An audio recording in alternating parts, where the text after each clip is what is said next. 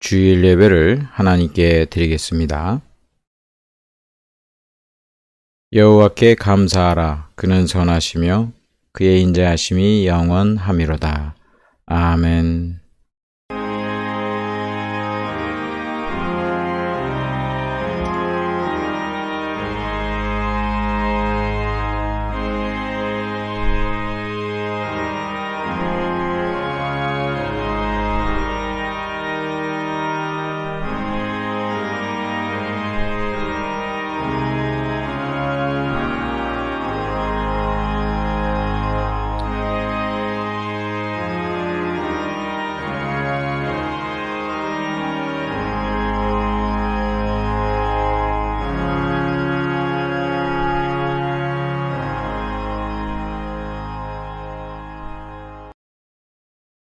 사랑과 은혜가 풍성하신 아버지 하나님, 저희들 하나님의 귀한 자녀 삼아주시며 주님께 예배드리는 예배자로 삼아주시니 감사를 드립니다. 이 시간 아버지 하나님께 나아갈 때에 이 모든 예배를 받아주시며 저희들에게 한없는 은혜를 베풀어 주옵소서. 예수님의 이름으로 기도드리옵나이다. 아멘.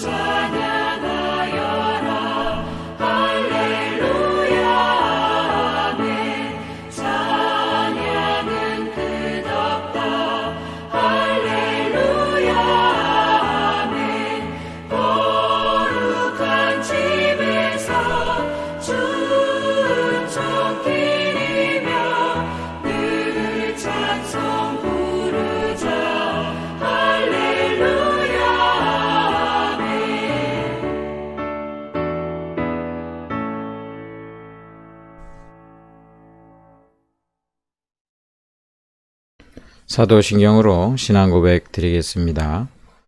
전능하사 천지를 만드신 하나님 아버지를 내가 믿사오며 그 외아들 우리 주 예수 그리스도를 믿사오니 이는 성령으로 잉태하사 동정녀 마리아에게 나시고 본디오 빌라도에게 고난을 받으사 십자가에 못 박혀 죽으시고 장사한 지 사흘 만에 죽은 자 가운데서 다시 살아나시며 하늘에 오르사 전능하신 하나님 우편에 앉아 계시다가 저리로서 산 자와 죽은 자를 심판하러 오시리라. 성령을 믿사오며 거룩한 공회와 성도가 서로 교통하는 것과 죄를 사하여 주시는 것과 몸이 다시 사는 것과 영원히 사는 것을 믿사옵나이다. 아멘. 한 주간 하나님의 크신 사랑과 은혜를 감사하며 기도드리고 또 우리의 죄와 허물을 예수님의 보혈로 깨끗하게 씻어주심을 믿으며 회개의 기도드리고 또 하나님 앞에 간구의 기도를 우리 다 같이 함께 드리겠습니다.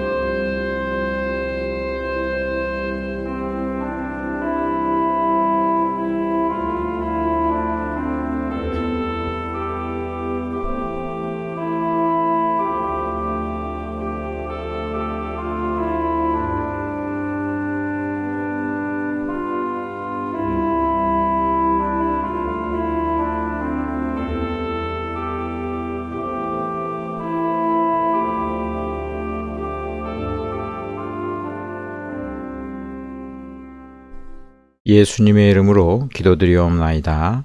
아멘. 하나님의 말씀 야고보서 1장 12절부터 17절까지 말씀 보겠습니다. 신약성경 371쪽입니다. 야고보서 1장 12절부터 17절 말씀을 봉독하겠습니다.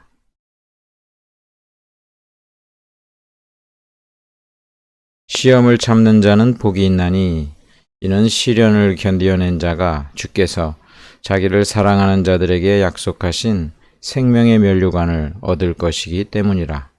사람이 시험을 받을 때에 내가 하나님께 시험을 받는다 하지 말지니 하나님은 악에게 시험을 받지도 아니하시고 친히 아무도 시험하지 아니하시느니라. 오직 각 사람이 시험을 받는 것은 자기 욕심에 끌려 미혹됨이니 욕심이 잉태한즉 죄를 낳고 죄가 장성한즉 사망을 낳느니라. 내 사랑하는 형제들아 속지 말라. 온갖 좋은 은사와 온전한 선물이 다 위로부터 빛들의 아버지께로부터 내려오나니 그는 변함도 없으시고 회전하는 그림자도 없으시니라. 아멘.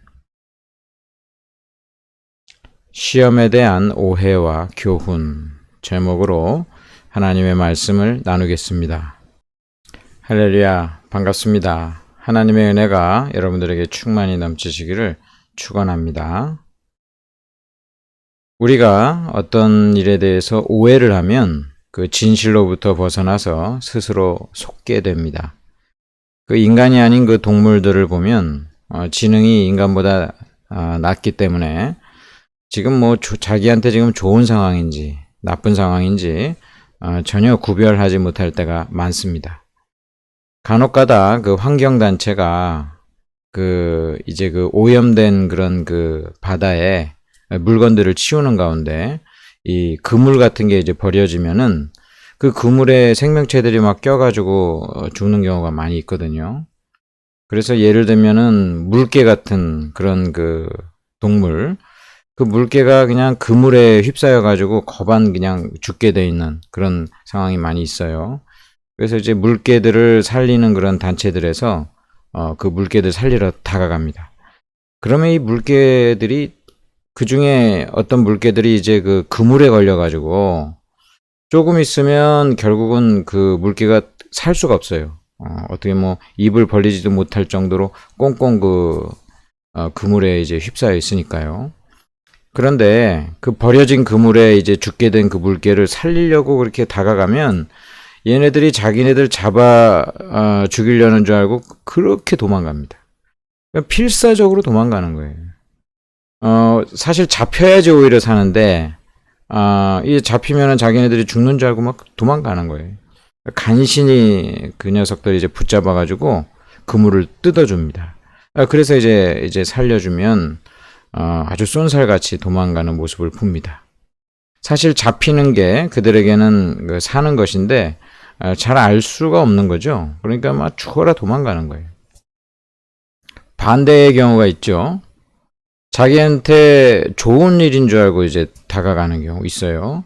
이 물고기들이 자기 잡으려고 지금 미끼를 던져가지고 떡밥을 딱 던지는데 이거 자기네들에게 주는 먹인 줄 알고 덥석 물고 결국은 죽고 마는 경우도 있습니다. 같은 그 생명체들끼리 위장을 하거나 보호색을 띠므로써 유혹해서 잡아먹거나 잡아먹히는 경우도 있습니다.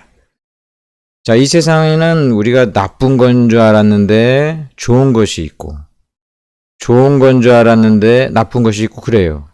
그래서 이것을 우리가 분별해야 됩니다. 오늘 성경에 속지 말라 그렇게 이야기하고 있어요. 속지 말라. 우리는 영적으로 분별이 잘 안 될 때가 있기 때문에 하나님께서 우리를 지켜주시고 보호해주지 않으면 속을 때가 있어요. 분명히 좋은 건데 나쁜 건 줄 알고 굉장히 좌절하고 나쁜 건데도 그 좋은 건 줄 알고 내버려뒀다가 방치했다가 그것이 내게 화가 되는 경우가 있습니다. 어떤 사건이 중요한 게 아니라 누구 손에 들어가느냐가 중요한 거죠. 하나님 손에 들어가면 비록 좀 안 좋아 보이는 것일지라도 결과가 참 좋은 것인데, 이 마귀 손에 이제 그 유혹에 빠지면 이게 좋아 보이는 건데 사실은 그거는 파멸로 이끄는 것이 되겠죠. 어떤 상황이나 사건이 중요한 게 아니고 누구 손에 달려 있느냐, 이게 상당히 중요한 것입니다. 그래서 성경은 속지 말라. 여러분들이 하나님 안에 늘 있기를 주님의 이름으로 축원합니다. 우리 신앙인들도 영적인 분별력이 우리가 그 어떤 하나님이 가지신 지혜가 있는 것이 아니기 때문에 어떤 일이 일어나면 오해를 하게 됩니다. 그리고 그 오해가 내게 있어서 좌절감을 줄 때도 많이 있습니다. 자, 어떤 오해가 있냐면 이제 시련이 찾아오면 하나님이 나를 사랑하시지 않는다, 그런 생각을 우리는 곧잘 합니다. 하나님이 나를 미워하시는 건가 보다. 그러니까 이런 안 좋은 일이 일어나는구나. 그렇게 생각할 때가 많습니다. 그리고 이 시련을 통해서 결국은 우리는 이제 굉장히 좀 또 우울해지죠. 와, 하나님이 나를 이제 그 사랑하시지 않나, 또 벌 주시는 건가, 또는 나는 참 여기서 어떻게 또 헤어나올 수 있는가 걱정부터 되면서 굉장히 힘들어집니다. 오늘 하나님께서는 우리에게 말씀하시기를 하나님이 사랑하는 사람, 하나님이 택하여서 구원한 사람에게 어떤 시련이 일어날 때 그것은 결국 하나님 안에 있는 믿음 안에서 일어나는 것이기 때문에 그 결국이 좋은 것이다. 그것을 믿음으로 바라보면서 나아갈 것에 대해서 이야기하고 있습니다. 12절에 그래서 시험을 참는 자는 복이 있다라고 이야기합니다. 시험 자체는 복이 아니에요. 근데 시험을 참는 자는 복이 있어요. 즉 믿음으로 그 시험을 바라보면서 인내하는 사람에게는 시련이 복이 된다는 것입니다. 이는 왜냐하면 시련을 견뎌낸 자가 이 시련의 과정을 잘 이겨낸 그런 사람은 주께서 자기를 사랑하는 자들에게 약속하신 생명의 면류관을 얻을 것이기 때문이라. 이 시련을 잘 인내하고 믿음 가운데 있는 자는 이 시련이 오히려 복이 되어서 결국 하나님께서 주시고자 하셨던 그 생명의 면류관, 구원을 마침내 이룬다라는 말씀이에요. 인간이 태어나서 하나님께서 가장 원하시는 것이 구원이고 또 영원한 생명을 주시고자 하시는 것이 하나님의 목적인데, 그 목적은 우리가 이 시련을 믿음 가운데 잘 견뎌내는 자에게 하나님이 주신다라고 이야기하고 있습니다. 오늘 성경에는 그 시련이라는 이 말이 나오는데, 이 시련이라는 말이 두 가지의 그 의미로 번역이 되죠. 첫 번째는 시련입니다. 연단입니다. 마치 그 불순물이 섞인 그런 그 금속을 잘 재련해가지고 아주 그냥 거기 있는 불순물들을 다 제거하고 순도 높은 금속으로 재련하는 것. 이것을 바로 그 연단한다, 시련한다. 그때의 그런 그 의미, 그런 의미입니다. 그런 의미도 있고 또 유혹이라는 의미도 있습니다. 그래서 이 시험이라는 말이 시련이란 말 또는 유혹이라는 말로 번역되어 있는데, 오늘 이 12절에 나오는 이 시험은 시련이란 뜻입니다. 연단이란 뜻이에요. 그래서 잘 재련되면 좋은 것으로 나오는 그런 의미를 의미합니다. 우리에게 그 고난이 이제 있을 때 우리 일단은 우울하죠. 그런 일이 일어나면 우울해요. 근데 하나님께서는 이 고난의 상황이 아니라 이 고난의 목적을 바라보라고 이야기하시는 거예요. 고난 자체를 보면은 굉장히 우울하고 안 좋은데, 이 고난을 주시는 목적을 바라보면서 이 고난의 목적은 잘 견뎌내면 복을 주신다고 이야기하시잖아요. 복을 주시는데 그 복이 어디로 연결되냐면 결국 구원받는 생명의 면류관으로 연결이 된다는 것입니다. 우리가 이 시련을 잘 견뎌야 되는 이유는 그 궁극적인 그 목적이 선하기 때문에 우리가 견딜 수 있는 그 가치가 있는 거예요. 견뎌야 되는 그 가치가 있어요. 이것이 결국은 파멸이다 그러면 허무주의로 끝나겠죠. 뭐 결국은 파멸이다. 결국은 슬픔으로 끝난다. 그러면은 그 절망이겠죠.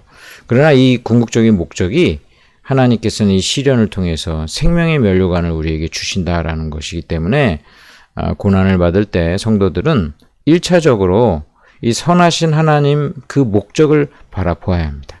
이것을 내가 믿음 가운데 잘 견디는데 하나님께 구해달라고 기도도 하고 도와달라고 기도도 하고 잘 이기게 해달라고도 기도하고 계속 기도하잖아요. 그 기도하는 가운데 하나님께서는 우리를 구원의 길로 인도하시고 결국 생명의 면류관은 그러한 믿는 자들에게 주신다는 것입니다. 어떻게 보면 우리의 그 구원은 결국 일평생 이러한 시련을 잘 견뎌내서 주시는 하나님의 그런 선물과 같은 그런 일이 될 것입니다. 근데 오늘 하나님께서는 시험을 참으라 이렇게 말씀하시죠. 견뎌라 이렇게 말씀하셔요. 그런데 사실 이 실제적인 내용으로 들어가 보면은 하나님께서 견디게 하시는 은혜가 있습니다. 하나님께서 견디도록 능력 주시고 힘을 주시는 거예요. 고린도전서 10장 13절에 사람이 감당할 시험 밖에는 너희가 당한 것이 없나니 하나님께서 이거 다 조정하신다는 거예요. 다 조정하신다는 거예요. 그 사람이 감당할 수 있는 정도의 시련을 주시는 것이지 그의 그 인생을 하나님이 은총으로 쫙 이끄시는 데 있어서 이 모든 것을 다 조정하고 계시다는 거예요. 오직 하나님은 미쁘사 너희가 감당하지 못할 시험 당함을 허락하지 아니하시고 하나님이 차단하셔요. 우리가 그 시련의 이 목적이 선한 하나님의 뜻이 있기 때문에 이것이 만약에 그 목적에 벗어나는 용도로 우리를 파멸시키는 식의 시련, 그런 것은 하나님이 딱 차단한다는 거예요. 이거 얼마나 감사한 일입니까? 시련 자체가 중요한 게 아니라 누가 이 시련을 좌지우지하느냐. 나를 사랑하시고 나를 선택하셔서 구원하시는 그 하나님께서 이거를 딱 지금 쥐고 계시기 때문에 얼마나 감사한지 모릅니다. 감당하지 못할 시험은 허락지 아니하시고 시험 당할 즈음에 피할 길을 내사 너희로 능히 감당하게 하시느니라. 그러니까 보세요. 하나님께서 사실 우리를 구원하시기 위해서 그 인생의 그 시련을 감당할 만한 그런 시련 가운데 이 모든 것을 조정해 주고 계시고 또 피할 길도 주셔가지고 능히 감당할 수 있는 능력도 주신다는 것입니다. 그러니까 이러한 시련은 우리가 구원받고 하나님의 거룩한 백성이 되는데 도움이 될 수밖에 없어요. 왜 이러한 시련이 필요한가라는 것은 인간이 일단은 이 세상은 죄악된 세상이고 끊임없이 우리를 미혹해가지고 멸망시키려고 하는 마귀의 세력이 있다라는 것이고 우리가 죄 가운데 얼마든지 타락할 수 있는 그런 상황이 놓여져 있기 때문에 하나님께서는 이 시련을 통해서 늘 끊임없이 우리를 깨끗게 하시고 하나님 의지하게 하시고 계속 믿음의 길로 가게 하시는 거예요. 우리가 언제 기도해요?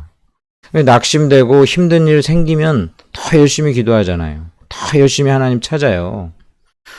늘 평안한 일, 좋은 일만 있으면 사람이 잘 될 것 같지만 죄성이 있기 때문에 죄를 짓고 타락하고 거기에 우리가 교만해서 멸망할 수 있는 수많은 그런 지뢰들이 우리에게 있기 때문에 하나님 그거 피하시게 하기 위해서 하나님의 그 고도에 구원받기 위한 하나님의 그 지혜에서 이 모든 것이 다 움직여지고 있다는 것입니다. 그러니 우리가 참 안 좋게 생각하는 이 시험이 죄악된 상황에 놓여져 있는 우리에게 있어서는 이건 구원받기 위해서는 굉장히 필요한 과정이구나. 그것을 우리가 믿음으로 바라보면서 시험을 잘 견뎌야 되고 인내해야 됩니다. 사실 하나님께서 다 힘도 주시고 능력도 주시고 피할 길도 주시고 마치 다 하나님께서 다 하시는 것 같지만 그 가운데서 우리에게 인내하라 견뎌라 이렇게 말씀하신 이유는 우리로 하여금 거기에 동참해가지고 우리도 그러한 나중에 그 열매를 얻을 때 참 보람과 기쁨을 누리는 그런 존재가 되기 위해서 하나님께서는 언제나 승리의 기쁨을 나누기를 원하셔요. 우리가 그냥 수동적으로 하나님이 다 알아서 해주시면 나중에 하나님의 그 영광은 올려드릴 수 있지만 우리 가운데 보람의 기쁨은 없을 거예요. 근데 하나님께서는 그것도 고려하셔서 너희들이 견뎌라. 힘은 내가 줄게. 힘은 주시고 견디는 건 우리가 하고 마침내 하나님의 은혜로 이 모든 것이 이루어지지만 그 가운데 내가 잘 견뎠다는 내 그 보람과 기쁨도 함께 하나님은 공유하시기를 원하시는 그런 분이시라는 사실을 알고 참아라, 견뎌라.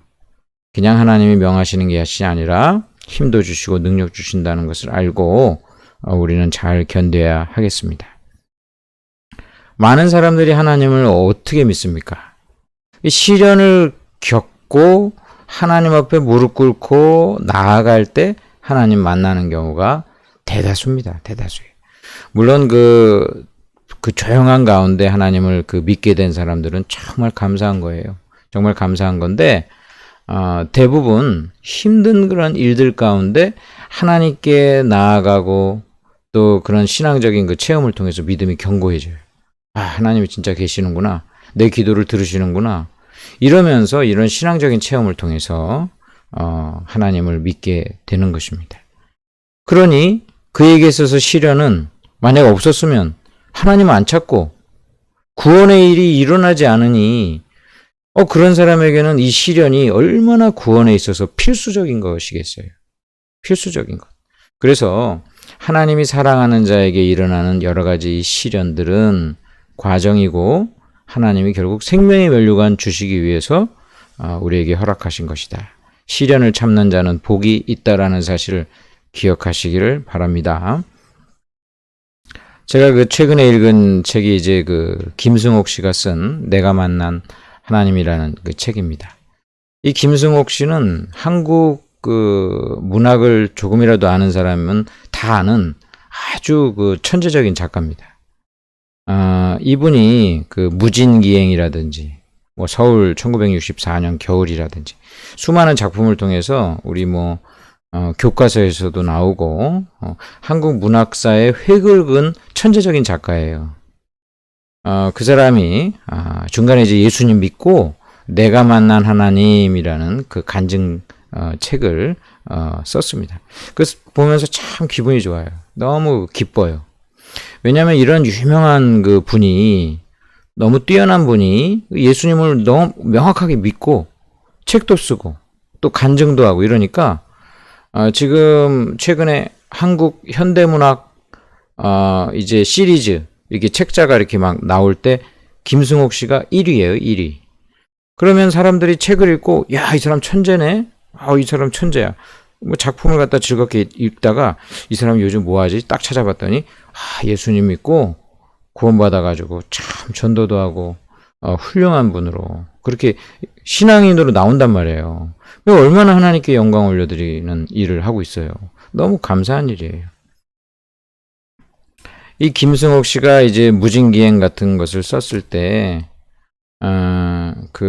사실은 책 자체의 내용은 굉장히 허무적이고, 그 다음에 하나님이 없는 사람들의 어떤 절망이나, 그런 허무나, 소외나, 이런 것들이 가득 거기 문학 작품에 배어 있어요.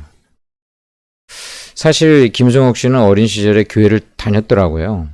교회를 다녔는데, 그러다가 이제 고2 때, 내가 고3 되면 이제 성경을 못 읽고 이러니까, 고3 되기 전에 성경을 한번 읽어야 되겠다. 성경을 처음부터 끝까지 완독을 한 거예요. 고2 때. 보통 사람들은 성경 다 읽으면 어떻게 돼요? 막 믿음이 생기고 그러잖아요. 근데 놀랍게도 이 김승옥 씨는 성경을 처음부터 끝까지 다 읽고 나서 무신론자가 됐어요. 참, 좀 역설적이죠. 성경을 다 읽고 나서, 이거 하나님은 없다. 결론을 내린 거예요. 그래서 무신론자가 돼가지고, 이제, 대학을 이제 가서 천재적인 작품들은 쓰는데, 그에게 있어서 어떤 구원의 빛이 없죠. 근데 아내가 이제 예수님을 믿는 거예요. 작가들이 아무리 천재래도, 요즘은 좀 모르겠지만은, 그때 당시에는 아무리 좋은 글 써서 인정받아도, 굉장히 경제적으로, 굉장히 어렵죠. 작가들은. 작가가 이제 일이 이제 딱 떨어져가지고 굉장히 그 곤고한 가운데 결국 그 아내의 권유로 그 이제 교회에 이제 끌려 나가기 시작한 거예요. 교회에 끌려 나가면서도 그 이 지식인들이 교회에 대해서 어떻게 생각해요? 부정적으로 생각하잖아요. 야, 그 목사님들 다 사기꾼들이고 그리고 다 이 교회 다니는 사람들 다 뭔가 그 정신 나간 사람들이고 그런 마음이지만 그냥 교회 끌려 나가는 거예요. 근데 성령께서 이제 막 역사하시니까 이 김승욱 씨가 이제 나중에는 신비한 체험들을 합니다. 신비한 체험을 해요. 허공에 갑자기 손이 나타나는 그런 환상을 보고 그 손이 자기의 배를 쓰다듬는 그런 환상. 누구냐라고 외치니까 하느님이다 이렇게 이야기하는 그런 음성을 듣습니다. 이런 체험만이 아니라 계속해서 이어지는 그런 신비한 체험을 통해서 그가 예수님을 확실하게 믿게 돼요. 작가인 자기가 예수님을 믿고 또 간증을 하거나 이제 이럴 때 제일 걱정된 게 야, 저 작가가 이제 미쳤구나. 자기가 평상시 그렇게 생각했으니까 얼마나 그 창피하고 그거 사실이 자기도 받아들이기 힘든 그런 그 상황이었다가 사도 바울이 미쳤다는 얘기를 들었죠. 사도 바울이 미쳤다는 얘기를 들었어요. 그 얘기 듣고 용기 받고 이래가지고 간증도 하고 많은 그 문인들, 동료 문인들도 자신들이 하나님은 안 믿어도 김승옥 씨가 만난 하나님은 내가 경외한다. 그런 말을 할 정도로 어떤 영향력을 준 그런 사람입니다. 아직도 살아 계셔요.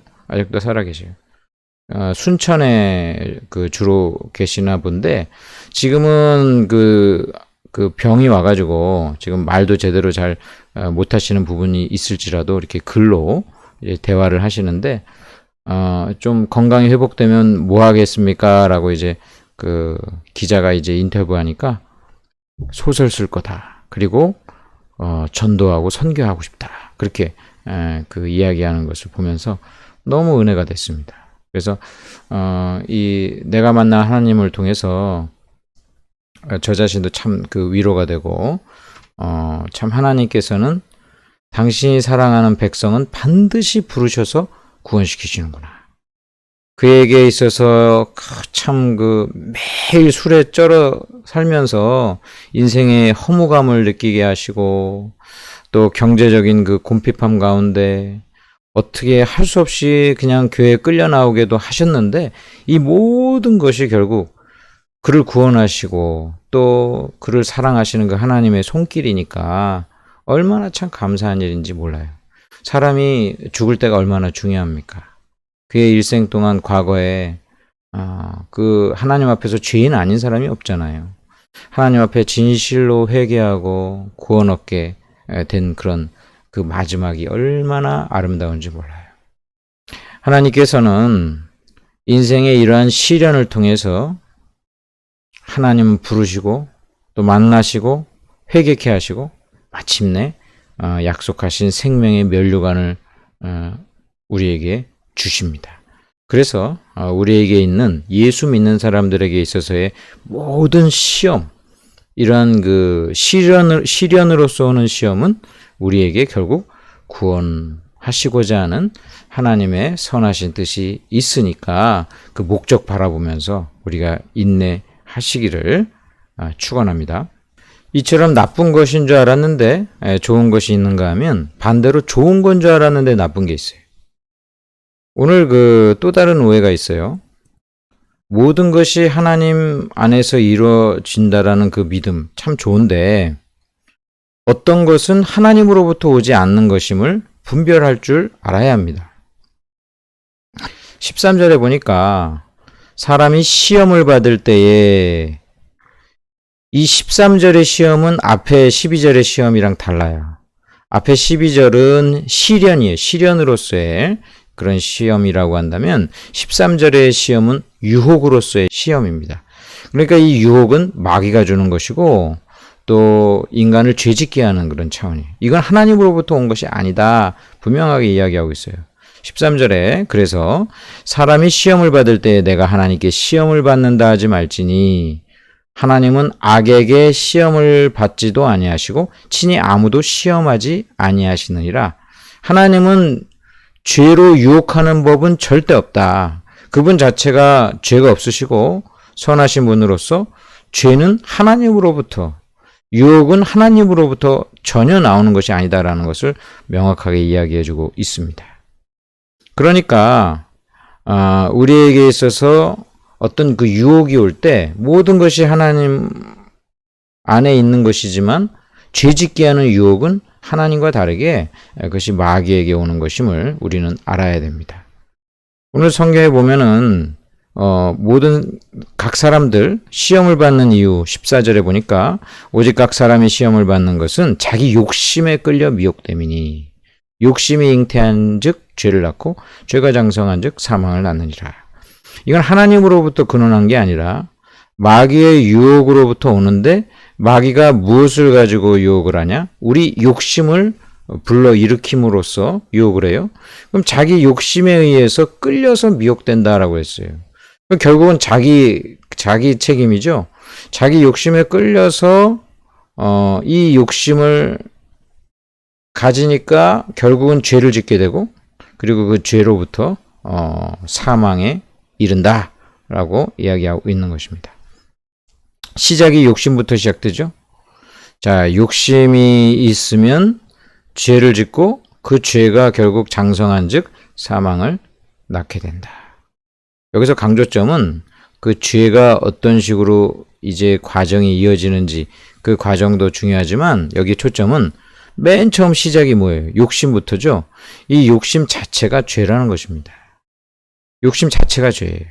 욕심에 끌려서 죄를 짓는데 사실은 그 욕심 자체가 죄예요. 욕심을 그래서 우리가 버려야 됩니다. 누구나 그 욕심이 일어나죠. 그러니까 욕심 때부터 죄니까 뭐 이렇게 어떤 것을 하고 싶은 의욕 그런 차원의 그런 그 욕구를 얘기하는 게 아니에요. 근데 그 욕구가 이제 죄악된 욕심으로 변할 때부터는 이제 죄라는 거예요. 그러한 것이 우리에겐 수시로 일어나니까 그때 딱 차단을 해야 돼요. 딱 차단을 해야 돼요.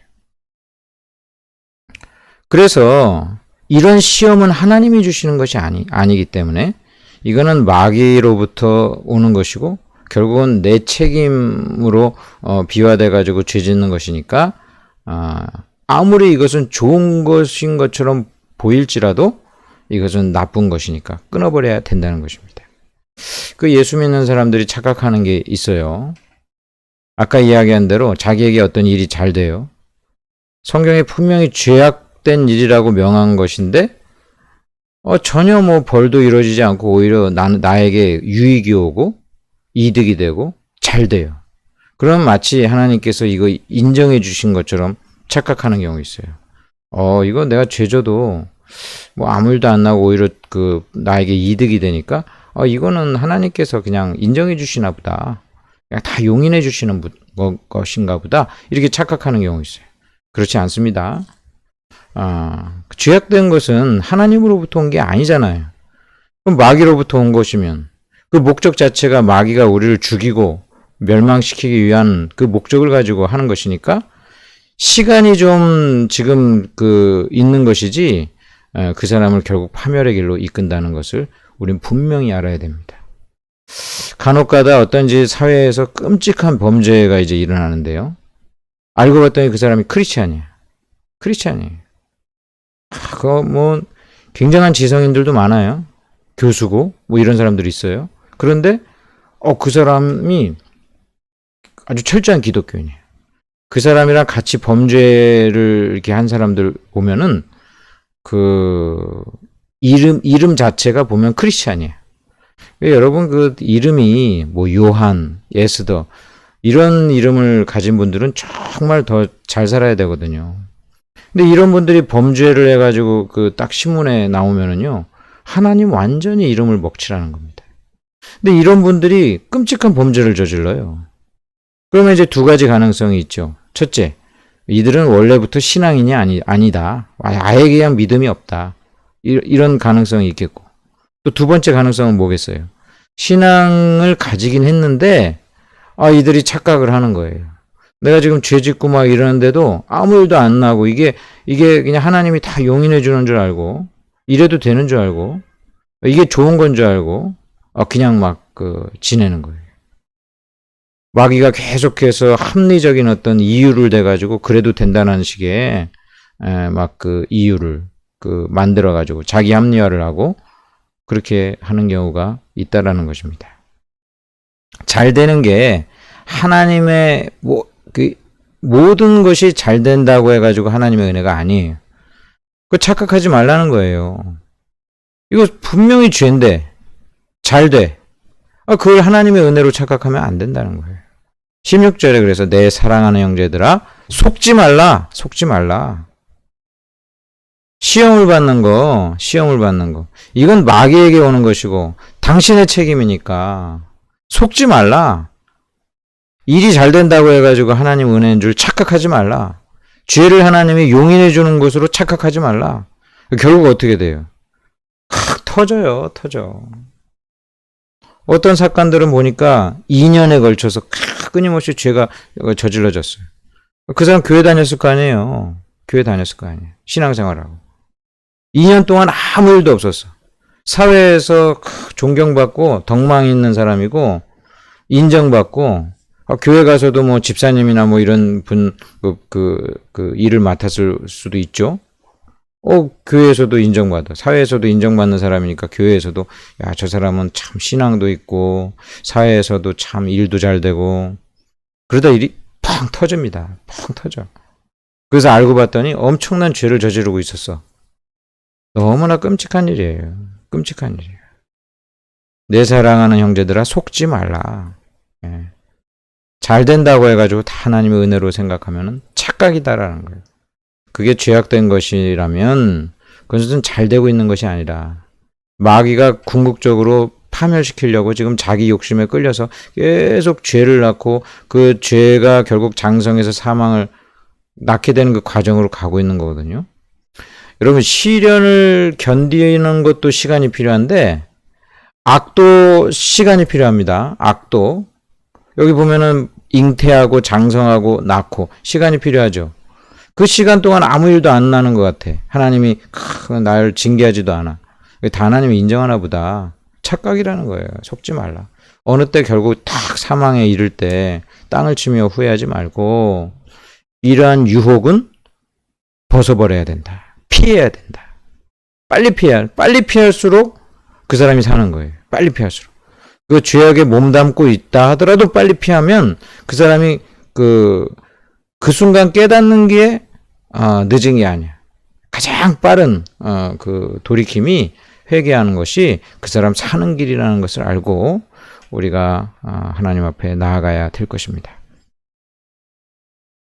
오늘 하나님께서는 그래서 이 시련으로 주신 시험은 하나님의 그 크신 사랑의 그 목적을 바라보면서 잘 인내하고 또 일이 잘 되더라도 이 유혹은 절대적으로 피해야 된다라는 것을 우리에게 말씀해 주고 있습니다.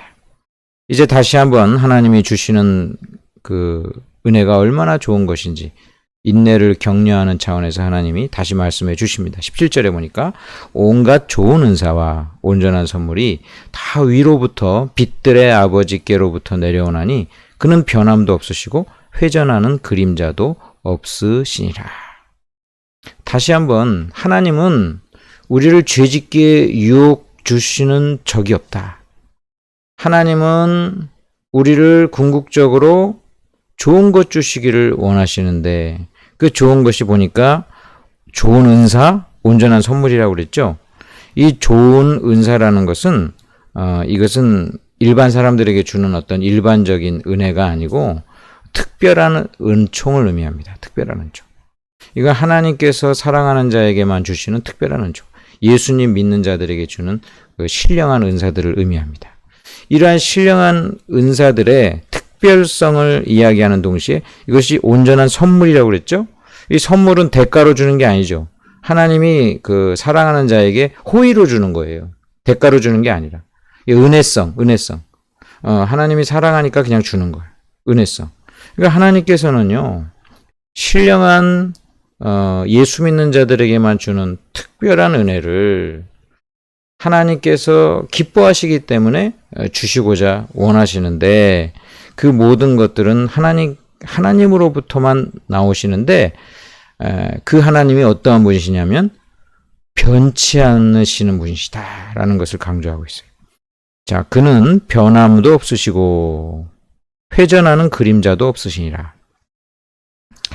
자, 인간은 늘 변하죠. 인간은 늘 변해요. 저 사람이 나를 좋아하고 막 이런 거 너무 기쁜데 그것도 시간이 지나면 변해요. 어떻게든 다른 모습으로 변해요. 그러니까 사람들은 마음에 늘 그 좋은 관계일지라도 자꾸 노력을 해야 돼요. 관계를 계속 돈독하기 위해서는 노력이 필요해요. 왜냐하면 사람들은 변하니까. 그러나 사람들 한편의 마음속에서는 늘 불안이 있죠. 저 사람의 마음이 변하면 어떻게 될까? 그 마음이 변하면 관계도 변화지고 틀어지기도 하고 그러는 거 아닙니까? 그러니까 인간에게서 오는 어떤 이 관계는 늘 가변성이고 변함이 많으니까 사실 불완전해요. 근데 우리 하나님은 변함이 없으시다는 거예요. 우리를 사랑하시는데 변함이 없으셔. 한결같으시다는 거예요. 우리가 하나님 말 잘 들을 때나 안 잘 들을 때나 또 우리에게 선물을 주실 때나 징계를 주실 때나 시련을 주실지라도 그 모든 하나님이 사랑하는 마음은 변함이 없어요. 그게 얼마나 감사한 일이에요. 이걸 바라보면서 시련이 있을 때에도 나를 사랑하시는 그 변함없는 하나님의 사랑을 바라보면서 인내하라는 것입니다. 하나님은 회전하는 그림자도 없으시다고 합니다. 이 회전하는 그림자라는 건 뭐냐면 이 그림자라는 게 왜 생깁니까? 태양이 있어요. 태양이 있는데 쫙 태양이 비춰지면 우리에게 그림자가 비춰지는데 이 그림자가 변합니까? 안 변합니까? 변하죠. 지구가 자전하고 공전하고 천체가 움직이니까 이 그림자가 변합니다. 이 세상 만물은 다 이와 같이 변합니다. 우리가 하늘나라 갈 때까지 이 세상의 모든 것은 변합니다. 이 천체가 만약에 딱 멈춰섰다. 그건 지구 종말의 날이겠죠? 천체가 움직이는 것처럼 이 세상 모든 사물은 그림자가 있고 이 그림자는 늘 변하는 것처럼 모든 것은 변한다 이거예요. 그러니 인생의 가장 좋은 것도 항상 밝은 부분만 있는 게 아니라 그림자가 있고 그 그림자가 늘 변하는 것처럼 우리의 모든 상황도 변합니다. 그런데 하나님은 그 회전하는 그림자가 없다라는 거예요. 회전하는 그림자가 없다.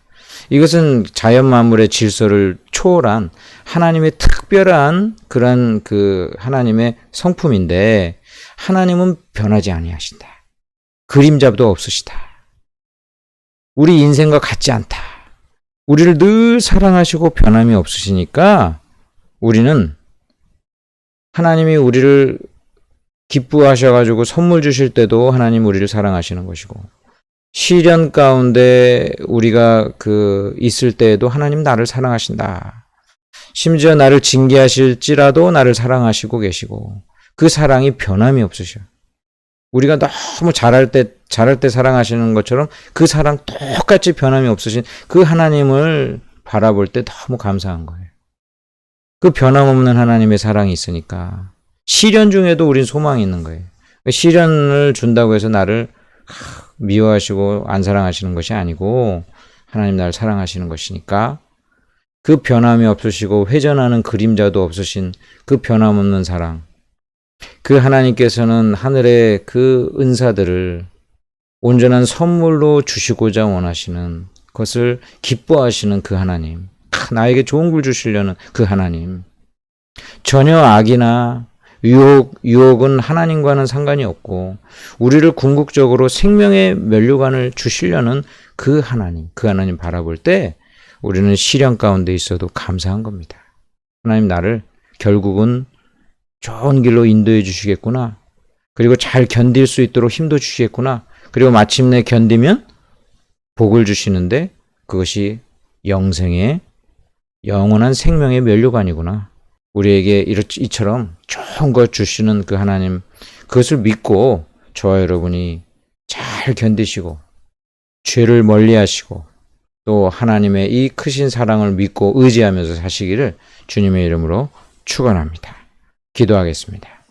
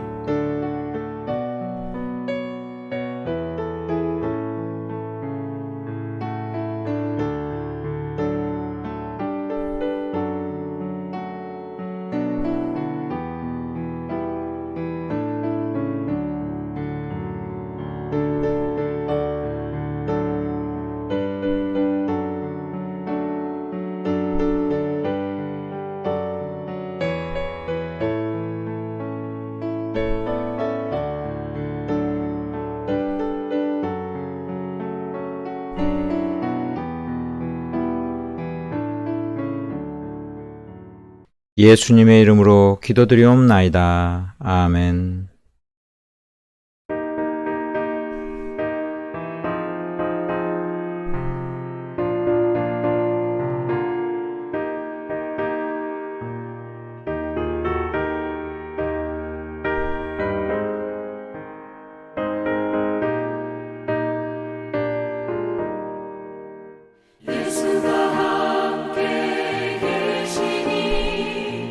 시험이 오나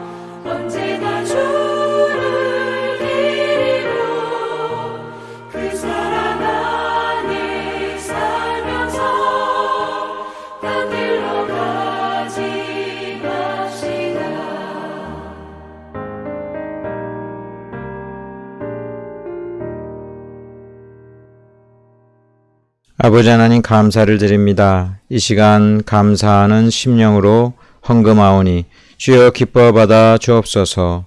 언제나 우리를 사랑하시고 또 변함없이 우리를 돌보시며 인도해 주시니 감사를 드립니다. 각양, 헌금, 그리고 하나님께 드리는 사연을 담아 드려오니 주여 기뻐 받아 주시고 이 땅에서 하나님의 돌보신 가운데 강건하게 살게 하여 주옵소서. 하나님 앞에 간구하는 것들 응답하여 주시고 또 우리에게 필요한 것들 채워주시며 우리의 앞날을 형통케 하여 주옵소서. 감사드리며 예수님의 이름으로 기도드리옵나이다. 아멘. 축도하겠습니다. 지금은 우리 주 예수 그리스도의 은혜와 아버지 하나님의 크신 사랑과 성령님의 위로교통 충만하신 은혜가 하나님의 귀한 사랑과 은혜를 믿고 의지하며 살아가기 원하는 주의 거룩한 성도들 한 명 한 명 위에, 각처에서 예배드리는 모든 자들 위에, 구원받아야 될 자들 위에 이제로부터 영원토록 함께 있을지어다. 아멘.